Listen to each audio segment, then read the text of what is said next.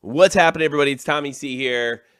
This isn't an official Shot from the Point news. This is more of a coffee time, but I don't have time to do the coffee time thing because my daughter's in the other room where I film coffee time.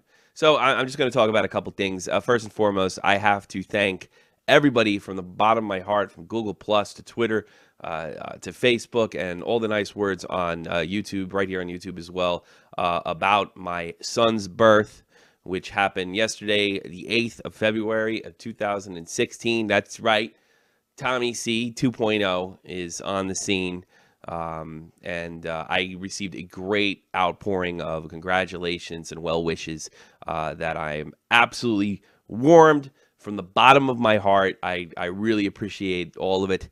And it's really, really, really some good stuff.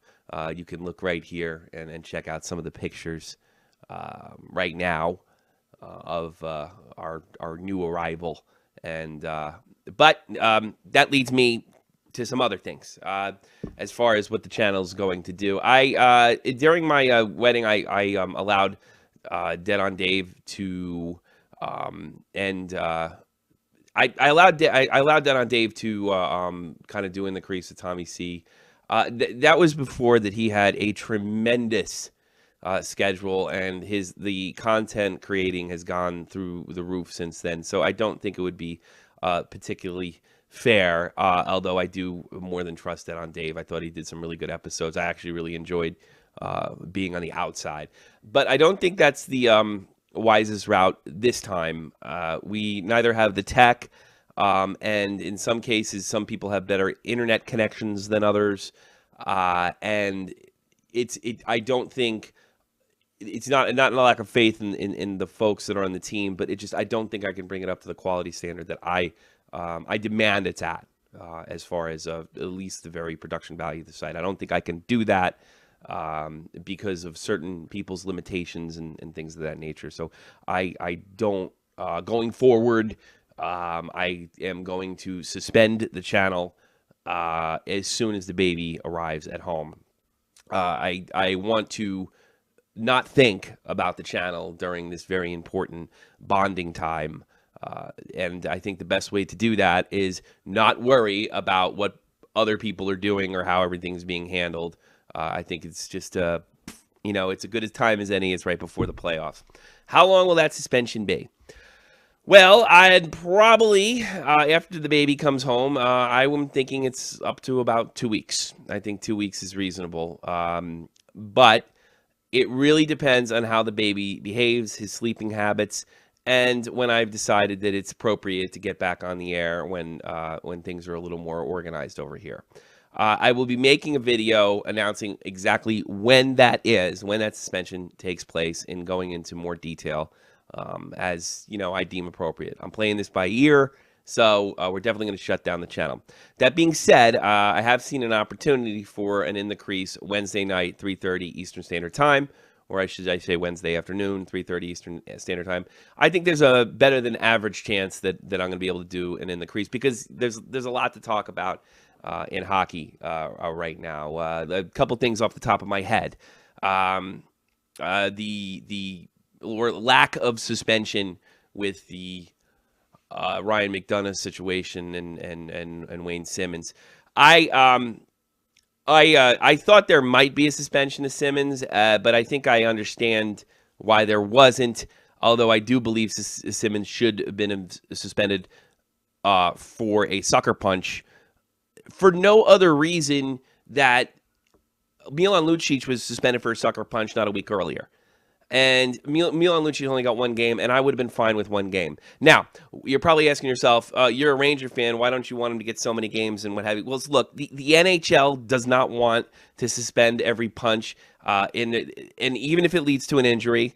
We didn't see a suspension of Ray Emery when he charged up on the ice 2 years ago against a non-willing combatant in Braden Holtby. The NHL does not suspend fighting. It's a minor penalty at best.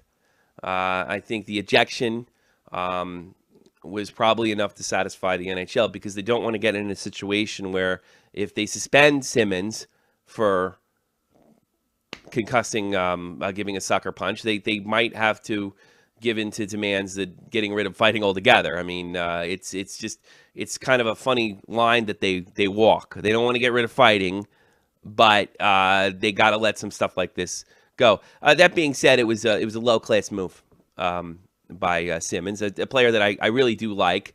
He obviously lost it with the which was probably it was probably a penalty missed by the referee with the Kreider situation where he lifted his elbow and he wanted blood, and he got it. Unfortunately, in the NHL and professional hockey, we don't suspend fisticuffs like we would a hit or targeting of the head. It doesn't make a lot of sense, but in order to protect fighting in the league for however long that lasts, that's what they have to do. So I understand where Alain Vigneault's coming from, but it's rough luck for the Rangers. But you can't really have it both ways. That's really the only thing. That being said, again, I think that Simmons should got at least one game off. One game. And now on to the Justin Abdelkader hit on Sasha Barkov. Sasha Barkov being a big star for the Cats, and really a part of their resurgence this season. Barkov's a big part of that. We talk about Jaromir Jagr, but Barkov's been a big part of that as well.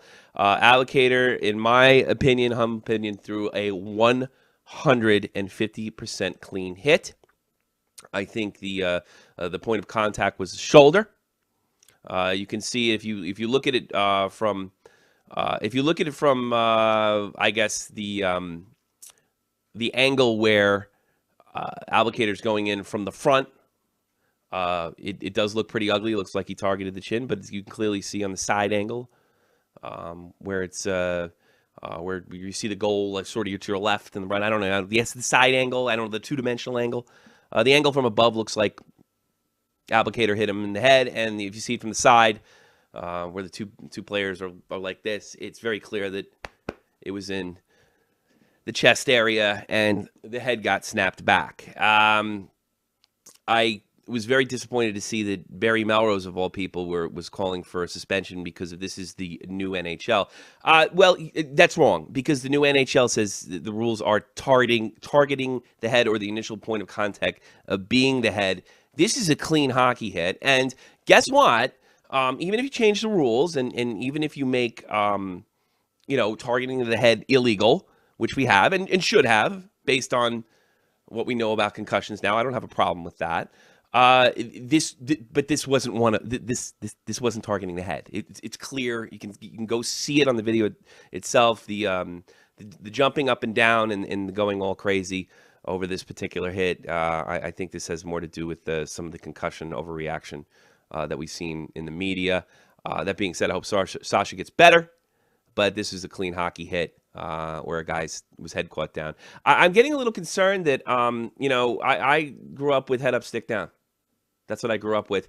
Are we getting to the point now where it doesn't matter if your head up, your head's not up? Is that what we're teaching kids now? I mean, it doesn't matter one way or another.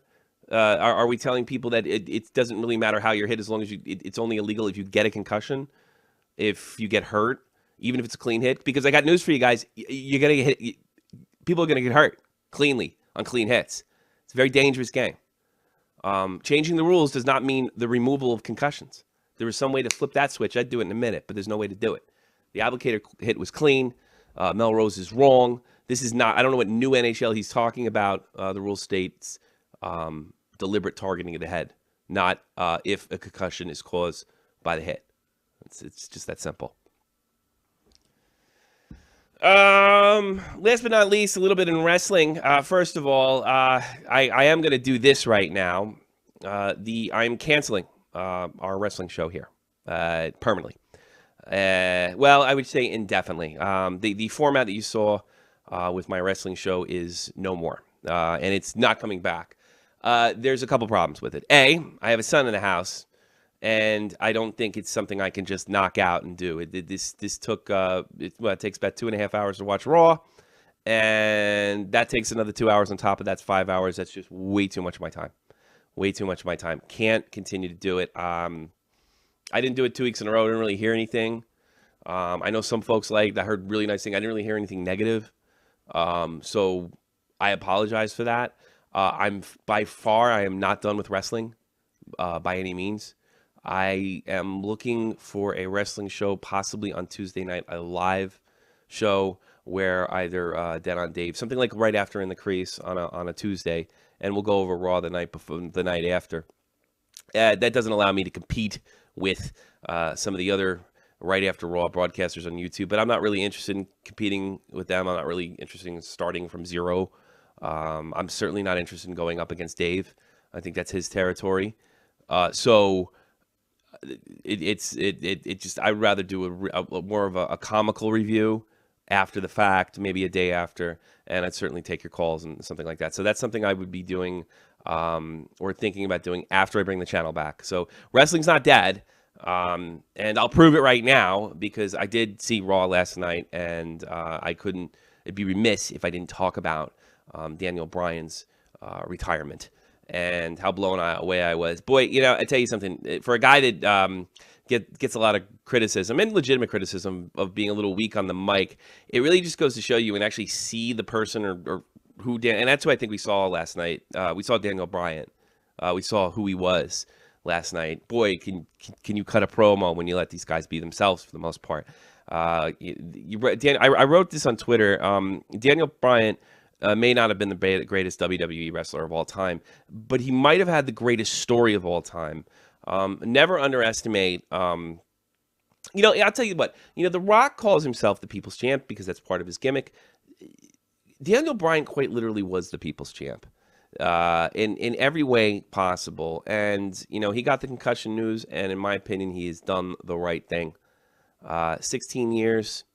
One of the best technical wrestlers I've ever seen.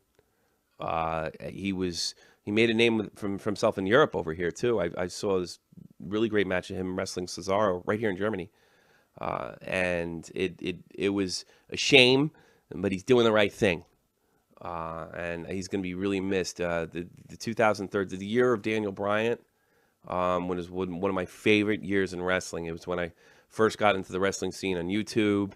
And it was the single biggest story of that year. We heard things like about hijacking the show, and we did. Daniel Bryan truly was the people's champion in a real sense, not a gimmick sense. He was very much a people's champion, which is sorely missing from professional wrestling today. It's just a bizarre world we live in where the fans can demand and be turned down. You know, there's plenty of reasons for that I can't go into, and some of them are actually legit and arguable. But that didn't matter because Daniel Bryan had, in my opinion, one of the most memorable WrestleMania moments of all time, taking out Triple H and going on to win the title that night. And he was a little bit overshadowed by the streak being broken that night, if I remember correctly. But nonetheless, it was still one of the greatest WrestleMania moments in my lifetime. Maybe not the greatest, but up there. And Daniel Bryan will be sorely missed. It's kind of a bummer for me because Daniel Bryan sort of got me back into wrestling, and especially what we were doing on YouTube at the time. And he was a great story. And I don't really care what anybody else tells you. And he as much as admitted that last night. The fans got him the belt. Because I don't think there was anything that Daniel could have done to get that belt. I don't care what kind of politics he would have played. They certainly were not in his corner for a main event status. And the fans made that happen through a series of events. And when angle changes and attempts not so much to bury him, but to change his course so he wouldn't be on that main event course, the fans came in and made sure that wasn't the case. And he thanked you last night almost directly for that. Almost directly, mentioning the stage incident when they had a bunch of former champs on. You know, they could only give us Cena and Randy Orton so many times before people have had enough. And it's just a damn shame we didn't get to see a long title run out of Daniel Bryan. Something I will always, I think it'll be, especially in years to come, it'll be pondered, like what would his run have been like? Would he, if he had gone to this sort of legendary status. I mean, we knew he was great, but would he become an all-time legend? But that being said, he's probably going to the Hall of Fame either way. Greatest wrestling story in my lifetime. Absolutely. And the reason it was great is because it was both outside of kayfabe and in kayfabe. And it just kind of mirrored each other. Not 100%, of course, but enough to really make it special. All right, I think I covered it. Advocare hit. My feelings on Ryan Mcdonough. Get better soon. And thank you very much for all your well wishes with the baby. Hashtag thank Daniel Bryan. Fantastic wrestler. And the wrestling show is canceled, but we're going to bring it back in a live format. And just give me some time. Oh, and last but not least, pretty good chance of doing it in the crease tomorrow. I think that might be the only one of the week. And then look for the video for the details of the channel shutdown. Thank you very much, everybody. Good night. Peace.